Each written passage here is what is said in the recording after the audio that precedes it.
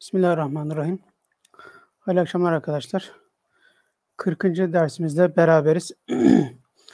Osmanlı Türkçesi imlasıyla yazmaya devam ediyoruz. İnşallah bugün de başka bir metni değerlendireceğiz. Yine bazı arkadaşlarımız sağ olsunlar metni yazdılar, gönderdiler. Bu da beraberce değerlendirmemize vesile oluyor. İnşallah sizler de yazmışsınızdır. Önünüzde varsa takip edebilirseniz, düzeltmeler yapabilirseniz çok güzel olacağını ümit ediyoruz.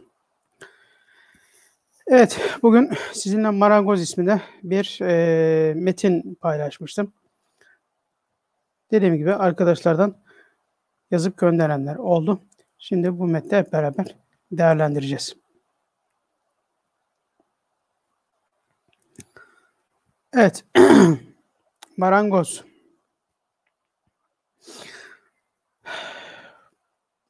Metin olarak da güzel, imla olarak da Türkçe ağırlıklı kelimeler olmak hasebiyle daha rahat yazmamıza da imkan tanıyan bir metin oldu. Bazı Arapça kelimeler var. Bir de tabii özellikle üzerinde durduğumuz bir iki nokta var. Buralara yani hata yapılmış olmasından kaynaklı öğrenmemize vesile olacak tarafları olduğunu ümit ediyorum. Siz de şimdi göreceksiniz. Hakikaten imlada hata yapılan yerleri özetlesek 3-4 tane madde çıkacaktır. Bu yazdığımız metinlerde bunları çok net gösterdiğini şimdi tekrar bir kez daha görmüş olacağız. Evet, marangoz kelimesinin yazılışında herhangi bir sıkıntı yok. Sadece bakınız A'lar kullanıldığından dolayı burada gayın harfi kullanıldı. Kalın sesler olduğu için.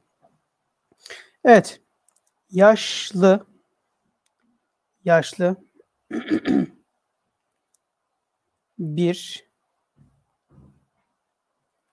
bir marangozun. Evet, tamlama olduğu için arkadaşlar ın in ne demiştik? Bütün ın inler tamlama ın inleri.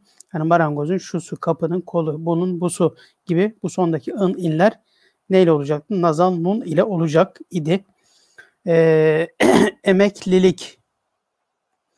Burada bir harf unutulmuş gibi gözüküyor. Ne yapıyoruz? Emeklilik.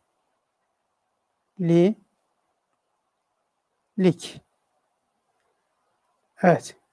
Şurada mim sonra kefin şuradaki çizgisi gelecek. Sonra da ekler devam edecek. Bunu koymuş olduk. Çağı.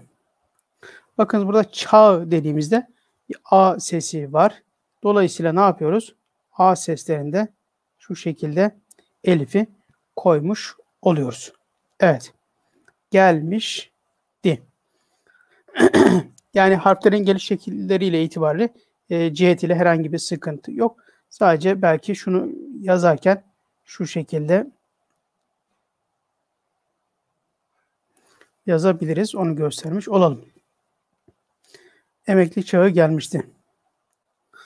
Patronuna. Evet. Şimdi az önce bahsetmiş olduğum tekerrür eden hatalar demiştim. Burada başlıyor arkadaşlar. Kural neydi? Kuralı hatırlayalım. Kelime sonlarındaki I ve si'ler ek kalmaya devam ettiklerinde buradaki y'ler düşerdi. Bakınız burada neydir? Hemen şöyle yazalım. Şunu biraz inceltelim.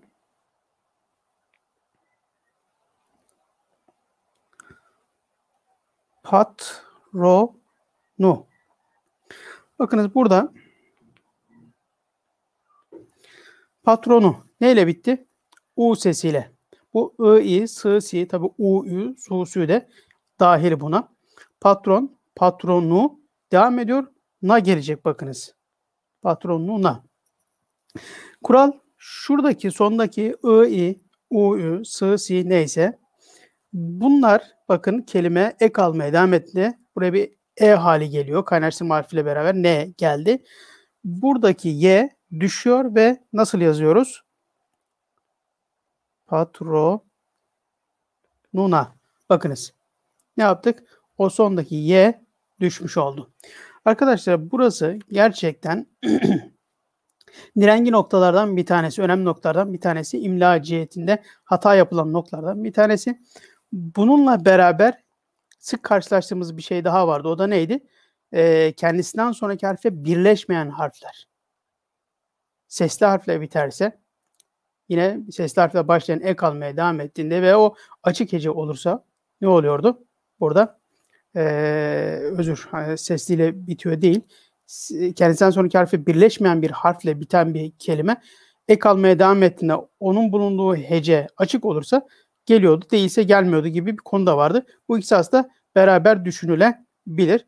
Bunu aklınızdan çıkarmayın lütfen.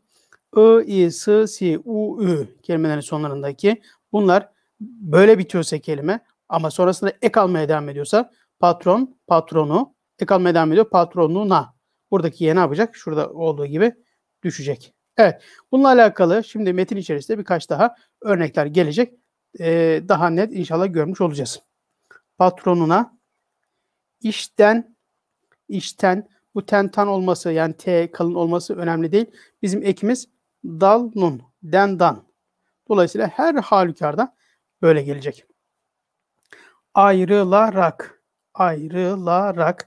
Bakın arak, erek eki vardır. Burada da ayrılmak. Sonra elif, re ve kaf. Kalın olduğu için kaf geldi. Ek olsaydı, işte bilerek deseydi mesela kef gelecekti.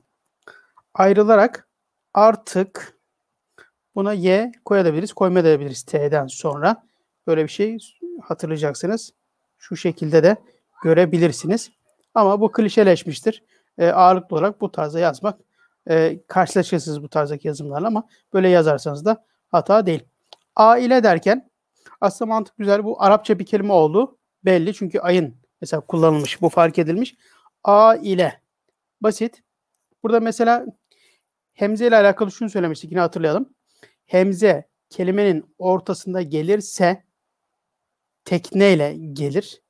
Ama bazı durumlarda bir önceki harfin hareketine göre de işte elif üzerinde, vav üzerinde veya y çeker olarak gelebilir olduğunu söylemiş idik. Şimdi burada tekneyle gelecek ve ne yapacağız? A, I, L. Arapça bir kelime olduğundan dolayı aile, bakınız fail gibi yazdık. Yani burada herhangi bir y okutucusu ne yapmayacak? Olmayacak. Evet, aile ve torunlarıyla gayet güzel. Torunlar çoğul eki. Sonra ile geldi. Torunları ile. Ama torunlarıyla diye birleştirdiğimizde ne yapıyorduk? O elif ve y düşüyordu. Torunları direkt arkaya l geliyor idi. Evet. Zaman. Kelimenin yazılımı doğru ama harf seçimi yanlış. Çünkü zaman kelimesi nasıl yazılıyor? Şu şekilde normal Z ile yazılıyor. Zaman. Evet. Geçirmek. Geçmek, geçirmek, geniş zaman. Mastar. Evet, doğru. İstediğini. Bakınız burada kural uygulandı. Yukarıda söylediğimiz istediği diye bitiyor değil mi? İstediği ama ek almaya devam etti. Ni geldi. O yumuşak G'den sonraki Y ne yaptı? Düştü. Evet. Söyledi. Söylemek. Sonra ek geldi. Şuradaki H'yi de ne yapmıyoruz? Birleştirmiyorduk. Okutucu olduğu için. Bunun güzel karşılığında lık bakınız güzel kural net uygulanmış.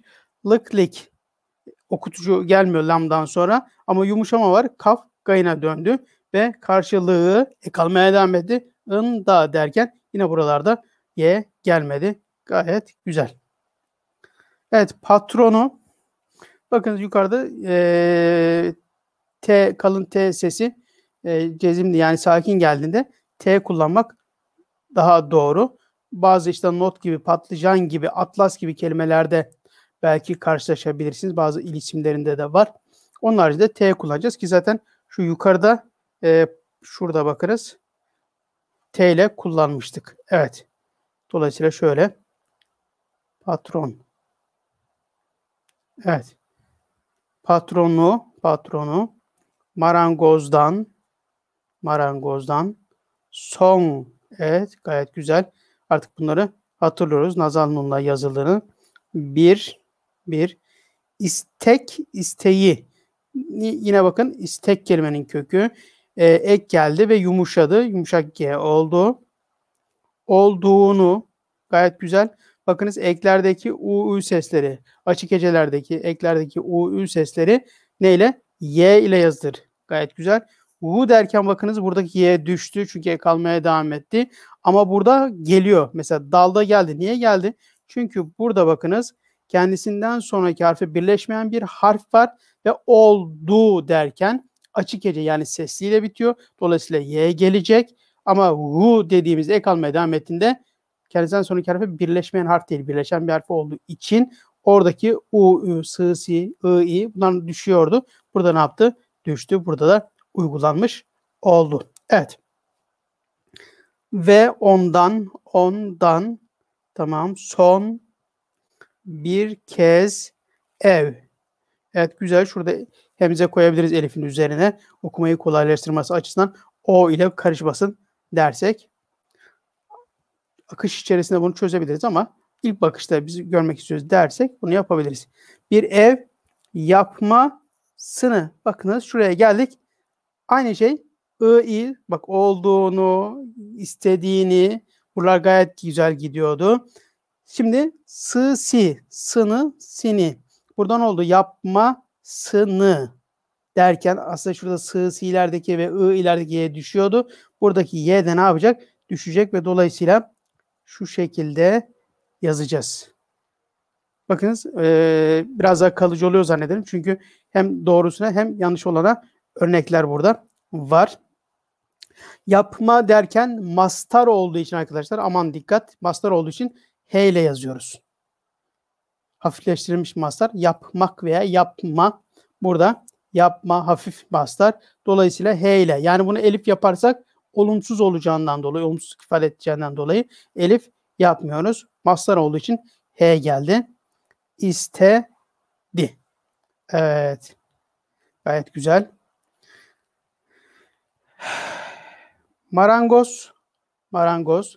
Zaten sesler var. Harfleri koyduk. Bu. İstek, isteği. Yumuşama var. Kefte. Kabul. Bakınız faul. Sülasi mücerret babları hatırlıyorsanız. Faul, kabul. Evet. Harfler de doğru. Kalıp da doğru. Kabul etti. Bir kısım kelimelerin ilk hecelerindeki e sesleri y ile gösterilir. Etmek de bunlardan bir tanesi. Ve etmek mastarı düştü. Emir hali kaldı. Sonra da ne yaptı? Ek geldi. Dı, di, du, dü, tı, ti, tu, tü. Hepsi dal y ile yazılıyor burada da. Yukarıdaki efendim dende olduğu gibi. Ve bu şekilde yazılmış oldu. Güzel. Ve hemen bu şekilde de yazıldığını görürsünüz. Veya şu şekilde H, mim, nun olarak yazıldığında görebilirsiniz. Hemen işe girişti. Evet, dı diye şurada gösterdik az önce. Şurada bakınız ayrılmağı. Şimdi bugün kullandığımız Türkçe'de ayrılmağı değil de ayrılmayı tarzında belki söyleriz. Yazarken de bu tarzda yazarız Latin harfli de. Osmanlı Türkçesinde eğer buradaki hafifleştirilmiş mastar ise yani şöyle ise ayrılma bu şekilde ise ne yapıyoruz? Şuraya y tarzında ayrılmağı değil ayrılmayı yazıyoruz. Ya da eğer kelimemiz normal mastar şeklindeyse yani şöyle ayrılmak makmekli bitiyorsa ayrılmakı yazacağız ama yukarıda geldi isteği derken nasıl yumuşuyordu? Burada da yumuşayacak. Dolayısıyla ne olacak? Ayrılmağı. Evet. Şu şekilde ne yapabiliriz? Gösterebiliriz veya şu şekilde yazmalıyız. Yani buradaki mastarın durumuna göre hafifleştirilmiş mastar ise m diye bitiyorsa onu kaynaştırma harfiyle beraber y veya si neyse o tarza gelebilir. Ama mak diye bitiyorsa orada ne yapacak? Yumuşadı, kaf gayın oldu ve direkt arkasına y gelmiş oldu. Ayrılmayı düşündüğünden şurada şey var arkadaşlar. Bir nun unutulmuş. Dolayısıyla şöyle olacak. Düşündü. Yani şu araya nun ve dal beraber gelecek. Şöyle yapalım isterseniz. Şurada. Düşündü. Evet. Düşündü. Bakın dü. Okutucu geliyor. Gün derken gelme. Düşündüğünden. Düşündüğünden. Bu yana. Bu yana. Bu tarafa. Gönlü. Evet. Kırşehirler daha net bilirler. Denizli yöresinde olanlar, Anadolu'da bu kelimeleri kullananlar. Türkçe asıllı kelimelerde nazal nun var değil mi? Mesela dengiz, bengiz, engin gibi kelimelerde. Gönül kelimesi de bunlardan bir tanesi. Dolayısıyla gönlü derken nasıl yazacağız? Gönlü. Evet, şu şekilde burada bir nazal nunumuz olacak arkadaşlar. Gönlü artık, bu klişeydi. Bakınız bu tığ değil de ne olacak? Şuradaki gibi şöyle yapalım. Evet.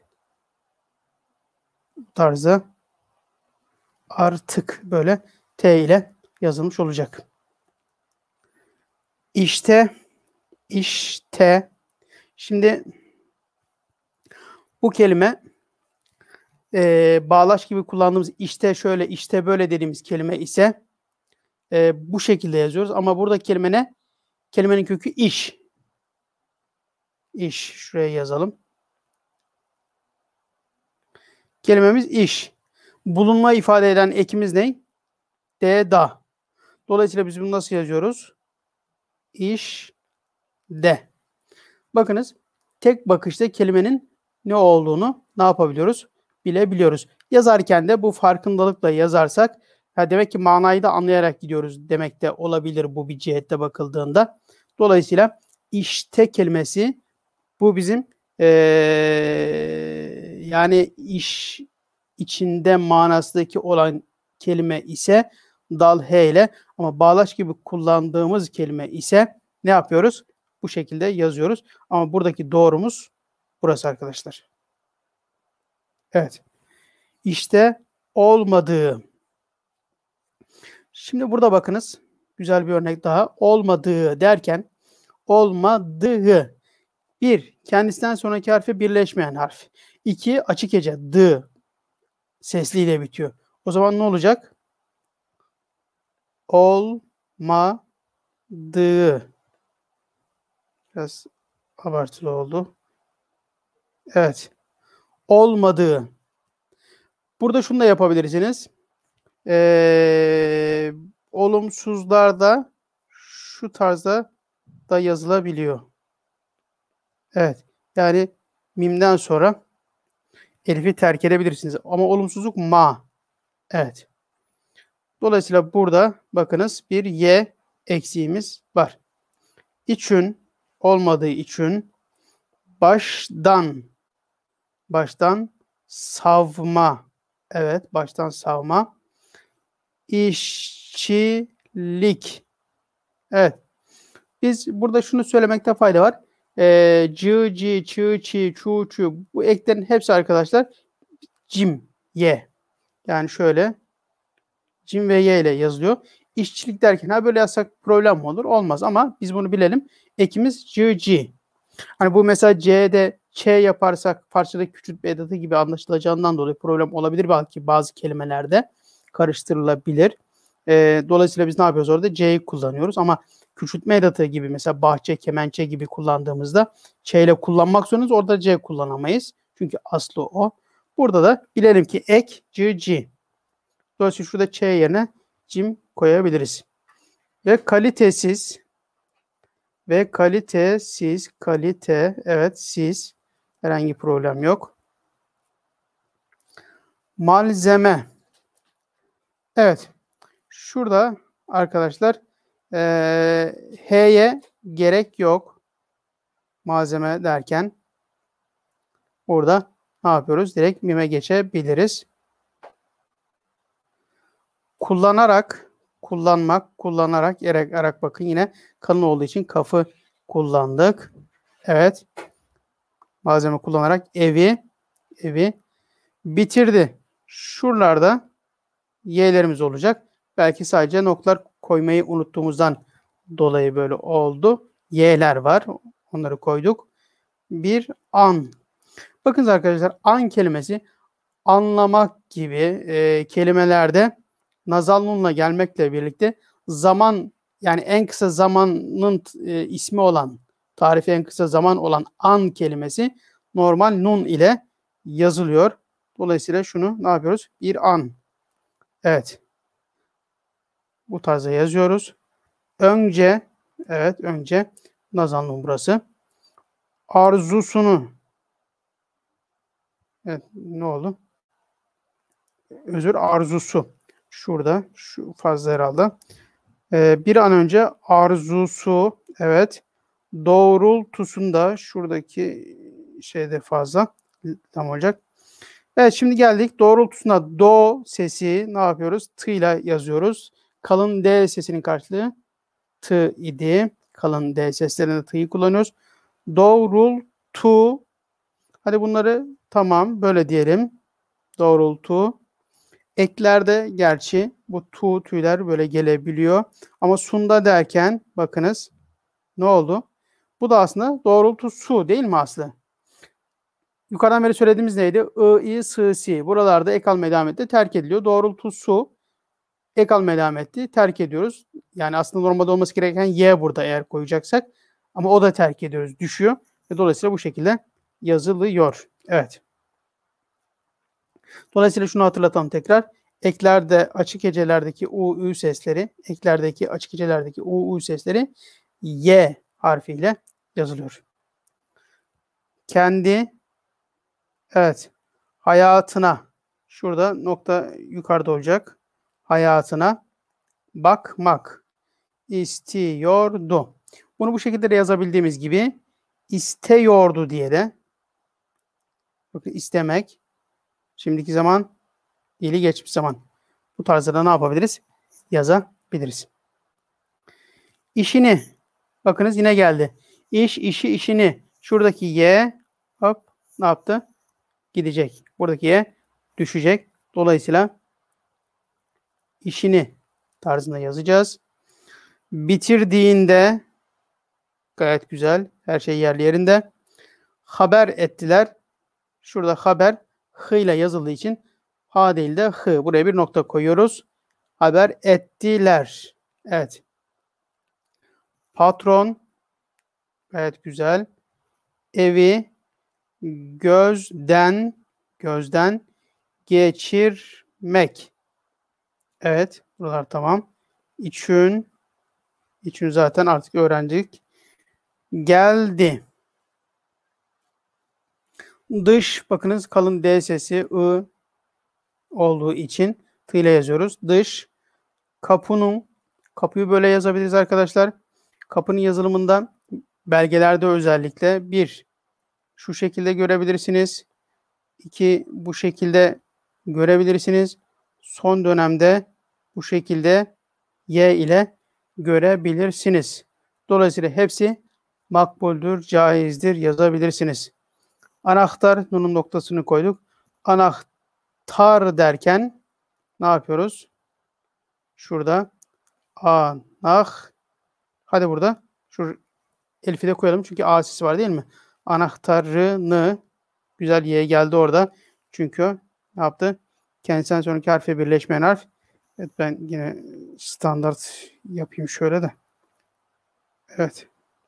Anahtarını marangoza şurada bunu koyalım biz. Marangoza derken ince seslerde gerçi A olduğu için terk edebilirsiniz kalın olduğundan dolayı ama marangoz yazarken biz burada bütün okuyucularımızı koyuyoruz. Marangoza uzattı. Evet. Ve bu ev senin evet sana benden sana, benden. Evet. Senin ön in olduğu için bakın nazanlığında sana derken sana, bana, şuna, ona bunlar da hepsini nazanlığında yazıyoruz. Elif'le birlikte benden hediye.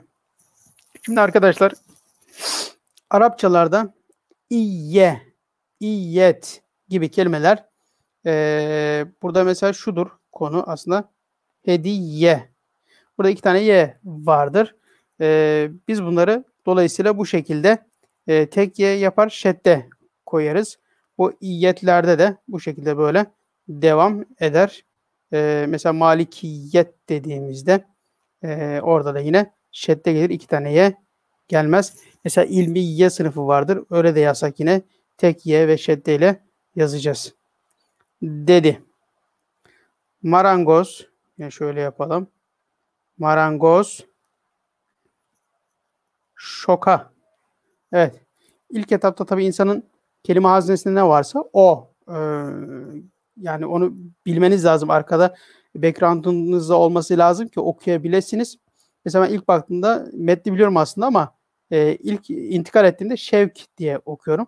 Halbuki metnin akışında ne var burası? Şok. Şoku da böyle yazacaksınız mecbur. Çünkü o u sesleri vav'la yazıldığı gibi kalın olduğu için k sesi kaf'la yazıyoruz. Evet. Şoka girmişti. Bu nasıl kelimesini arkadaşlar şu şekilde elifle yazıyoruz. Nasıl olur diye düşündü.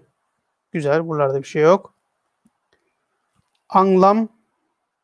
Evet. Anlam vermekte. Vermekte. Bunu hatırlatmak için söylüyorum sadece. Biliyorsunuz. Yani kefin arkasına kef ve lam geldiğinde birleşme şeklini tekrar hatırlatmak babında. Şu şekilde. Yani keften sonra lam veya kef gelirse şöyle bir yuvarlağını yapıp yukarı çıkıp ondan sonra keşidesini üzerine çekiyorsunuz. Anlam vermekte zorlandı. Geçen hafta yine hatırlatmıştık. Yine hatırlatalım. Türkçe asılı kelimelerde kullanılmayan kelimelerden birisi de z'ydı arkadaşlar. Ayın gibi, efendime söyleyeyim peltek s, peltek z gibi, ha gibi, z harfi de dat gibi ne yapmıyor? Kullanılmıyor. Dolayısıyla burada zorlanmak kelimesi şöyle normal nun ile z harfiyle, keskin z harfiyle yazılacak.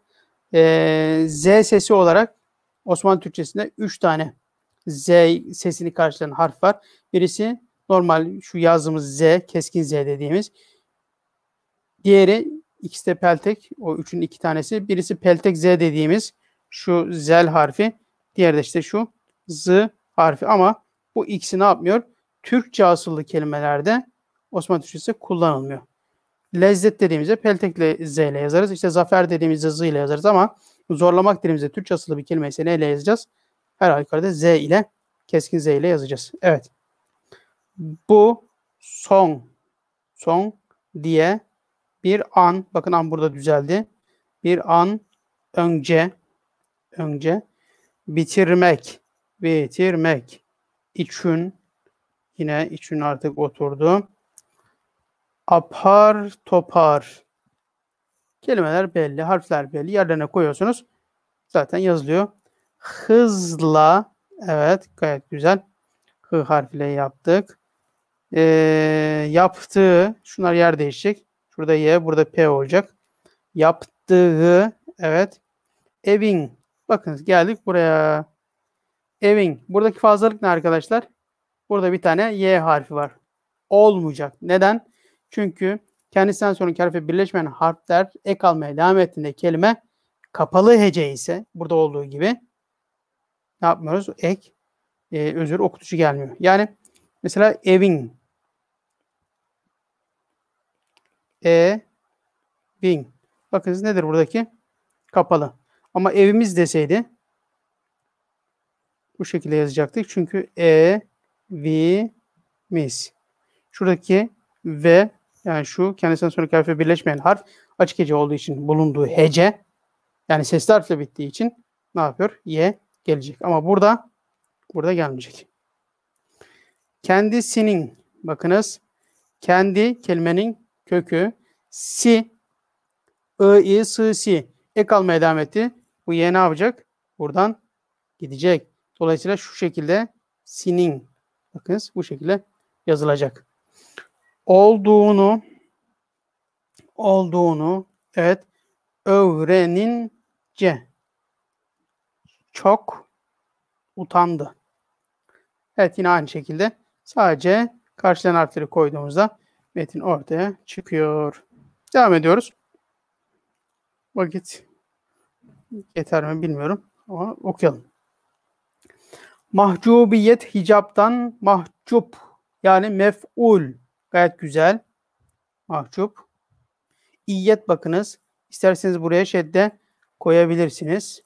İsterseniz koymayabilirsiniz. Evet mahcubiyet ve pişmanlık. Pişmanlıkla gayet güzel. Bu evin kendi evi evet olduğunu erken davrandık. Kendi evim olduğunu bilseydim. Gayet güzel bakın. Bilseydim aslında bu. Ne yaptı? Elif düştü. Hiç böyle yapar mı idim? Evet. Yapar mı? Mesela bakın burada bilseydim. Burada yapar mı idim? Yapar mıydım? Metin öyle de olabilir. Öyle yazalım. Yapar mıydım yazalım. Yapar mıydım? Bakınız. Ne oldu?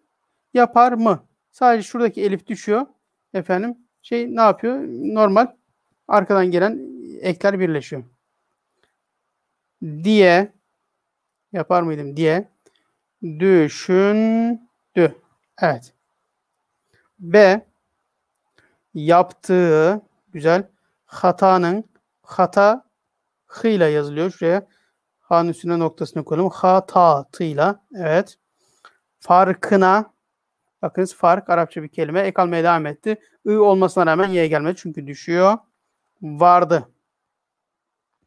Bir başkası için evet yaptığı bu iş.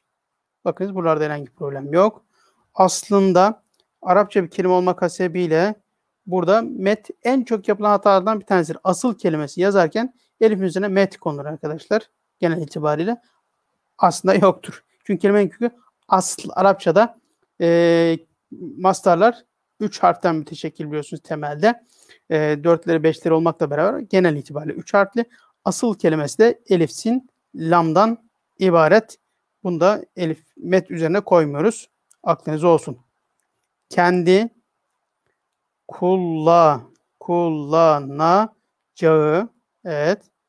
Bu tabii ekleri kökleri ayırabilmek güzel bir konu, önemli bir konu. Bunları ayırdığınızda zaten konuyu çözüyorsunuz. Sadece ek kök birleşiminde işte yukarıdan beri sayıya geldiğimiz bak bir tane çok önemli bir şey vardı. Hep onunla karşılaşıyoruz. Onu çözdüğünüz zaman konu zaten aşağı yukarı bitiyor. Standartların evet bakınız Batı menşeli bir kelime. Standartların. Bu da gayet güzel. Nasıl telaffuz ediyorsunuz Türkçe'de onun gibi yazıyorsunuz ve olay çözülüyor. Ekler ama Türkçe. Kelime Arapça da olsa, Farsça da olsa, efendim söyleyeyim, farklı dillerden de gelse ekler hep Türkçe.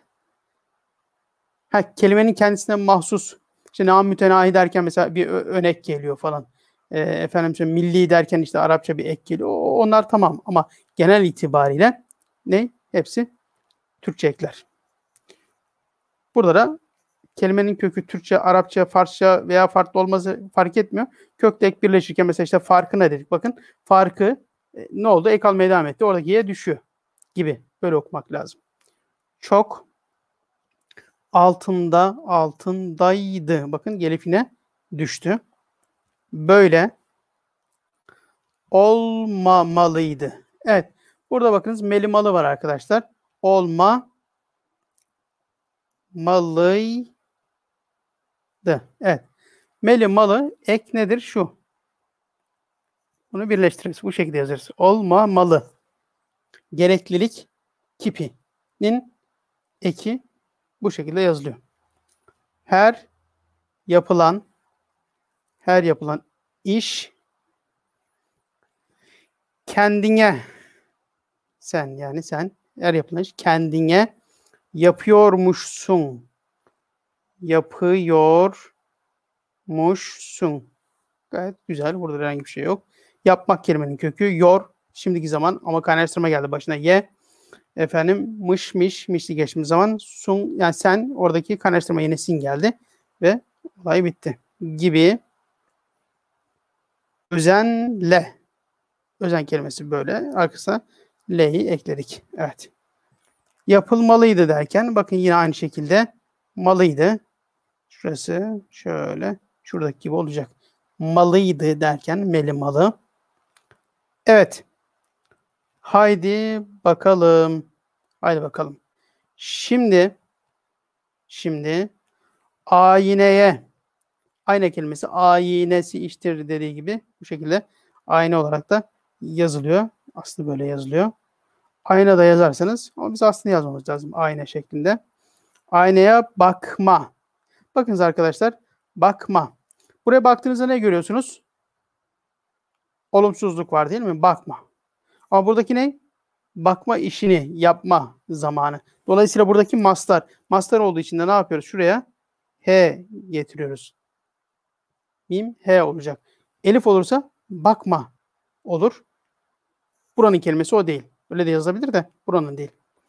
Bakma vakti. Evet. Vakit Arapça bir kelime. Herkes kendi hayatında, evet, kendi hayatında, şuradaki şey fazlalık var. H yukarıya gelmiş. Sıkıntı yok. Hayatında birer marangozdur. Marangoz. Evet. Marangoz yoksa böyle bir şey mi var? Benim atladım acaba. Marangoz. Evet. Dur. Her gün bir çivi çakar. Her gün bir çivi çakar. Bakınız.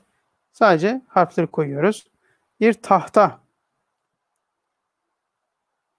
Bir tahta. Burada hı olsaydı alt manasına gelen Arapça bir kelime olurdu. Tahta bu şekilde ha ile yazıyor. Bir tahta koyar ya da koymaktan ar geniş zaman eki geldi. Ya da bir duvar. Duvar Farsça bir kelime arkadaşlar. Divar şeklinde yazılıyor. Evet. Bir duvar dikersiniz. Evet. Hayat bu açıyla bakıldığında bakın ek almaya devam etmeye y'ler gelmedi. Gayet güzel. Bir kendin yap. Evet. Tasarımı. Tasarım kelimesini şöyle yazabiliriz arkadaşlar. Tasarım. Evet. Tasarımıdır derken şunun devamını yazalım. Tasarımıdır. Burada şey yapmaya gerek yok. Şurayı ayırmaya gerek yok. Birleştiriyoruz. Tasarımıdır. Başkaları için yaptığınızı. I derken bakın y gelmiyor. Düşüyor. Düşündü. Burada geliyor dü derken. Niye? Çünkü açık hece kendisi birleşmeyen harf. Ama hü derken bakın gelmiyor. Düşündüğünüz. Yumuşak gelen sonra gelmedi. Gelmez. Düşüyor çünkü. Olumlu ya da olumsuz. Evet. Her şey, evet, burada bakın net gidiyor. Asıl kelimesinde aslında sizin kendi evinizi gayet güzel inşa eder. Evet. Sözün ön, in, un, ün hepsinde nazal nun kısası. Evet. Sözün kısası oturduğumuz evin yani Yani Arapça bir kelime bu şekilde yazıyoruz. Hayatınızın, hayatınız derken bakın orada tınız, burada y yok. Hayatınızın güzelliği de, güzelliği de çirkin, parça bir kelime olduğu için çerkin şeklinde yazılıyor. Çirkinliği, lık ilk olduğu için yumuşama var. Hayatınızın güzelliği de, çirkinliği de sizin eserinizdir. Eser de Arapça bir kelime olduğu için ne yapıyoruz? Şu şekilde peltek S ile yazmış oluyoruz. Evet. Evet arkadaşlar, gayet güzel bir çalışma oldu. Hatalar olabildiğince azaldı. Ama ne var? Tekrar eden işte bakınız çok kritik. I, I, S, Si. Ek almaya devam ettiğinde düşüyor. Kendisinden sonraki harfe birleşmeyen bir harfse, bulunduğu hece açık hece ise geliyor, okutucu değilse gelmiyor. Yumuşamalar zaten gözüktü. Burada bir önümüze çıkan konu neydi? Mastar veya olumsuzluk meselesi vardı. Olumsuzlarda ne geliyordu? Elif, mastarlarda H gelecek. Ama mastar mak, mek diye de bitebilir. Onun ayrımını yapacağız. Melimalılar bitişik şekilde yazıyordu. Asıl kelimesi bakınız neydi? Üzerine met gelmiyor. Efendime söyleyeyim. Peltek Z veya Z kalınlarda z'yı kullanmak gibi bir alışkanlık birkaç metindir geliyor. Dikkatimi çekiyor. Sizin de dikkatinizi çekmiştir. Türkçe asıllı kelimelerde z ve peltek z kullanmıyoruz. 6 tane harf vardı zaten. Bunları aklınızda tutabilirsiniz. İşte ayındı, haydi, peltek z, z, dat ve peltek s.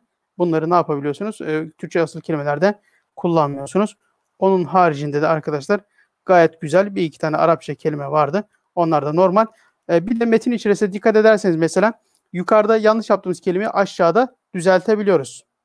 Veya yukarıda düzgün yaptığımızda aşağıda kopup hata yapabiliyoruz. Belki oralara da ne yapmak? Dikkat etmek gerekiyor.